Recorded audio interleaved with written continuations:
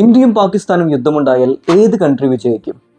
ഒരു യുദ്ധം വിജയിക്കുക എന്നുള്ളത് ഒരുപാട് കാര്യങ്ങളെ അടിസ്ഥാനപ്പെടുത്തിയുള്ള ഒരു കാര്യമാണ്. അതിൽ പ്രധാനപ്പെട്ട ഒരു കാര്യമാണ് നമ്മുടെ മിലിറ്ററി സ്ട്രെങ്ത്, അതുപോലെ തന്നെ ടെക്നോളജീസ്, വെപ്പൺസ് എന്നിവയെല്ലാം. നമുക്ക് ഈ വീഡിയോയിലൂടെ ഒന്ന് വിശദമായിട്ട് അനലൈസ് ചെയ്യാം.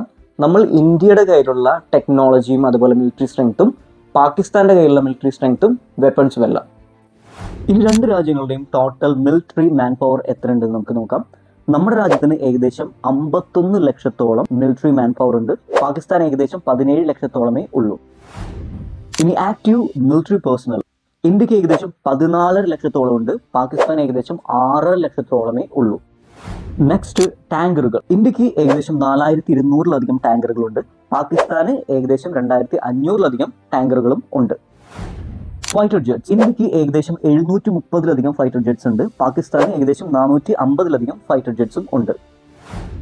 Navy power. ടോട്ടൽ നമ്മുടെ രാജ്യത്തിന് 290-ലധികം യുദ്ധക്കപ്പലുകളുണ്ട്. പാകിസ്ഥാൻ ഏകദേശം 120-ലധികം യുദ്ധക്കപ്പലുകൾ ഉണ്ട്.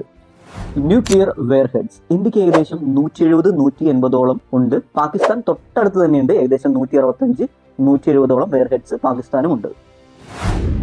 ഇനി എയർക്രാഫ്റ്റ് കാരിയേഴ്സ്. ഇന്ത്യക്ക് ഏകദേശം 2ഓളം എയർക്രാഫ്റ്റ് കാരിയേഴ്സ് ഉണ്ട്. പാകിസ്ഥാനിന് ഇതുവരെ എയർക്രാഫ്റ്റ് കാരിയേഴ്സ് ഇല്ല. Finally, most importantly, defence budget. ഇന്ത്യക്ക് ഏകദേശം 6.5 ലക്ഷം to 7.5 ലക്ഷം കോടിയോളം ഡിഫൻസ് ബഡ്ജറ്റ് വരുന്നുണ്ട്. പാകിസ്ഥാന് 1 ലക്ഷം കോടിക്ക് താഴെയാണ് ഡിഫൻസ് ബഡ്ജറ്റായിട്ട് വരുന്നത്. ഇപ്പം നിങ്ങൾക്ക് ഏകദേശം ഒരു ഐഡിയ കിട്ടിയിട്ടുണ്ടായിരിക്കും ഇന്ത്യയും പാകിസ്ഥാനും ഒരു യുദ്ധമുണ്ടായാൽ ഏത് കൺട്രി വിജയിക്കും എന്നുള്ളത്. ഒരിക്കലും ഒരു കൺട്രീസ് തമ്മിൽ യുദ്ധം ഇല്ലാതിരിക്കട്ടെ, സമാധാനത്തോടു കൂടി ലോകം മുന്നോട്ട് പോകട്ടെ. ഇനി സപ്പോസ് ഇന്ത്യയും പാകിസ്ഥാനും ഒരു യുദ്ധം ഉണ്ടായി കഴിഞ്ഞാൽ ആര് വിജയിക്കും? So please let me know by leaving a comment.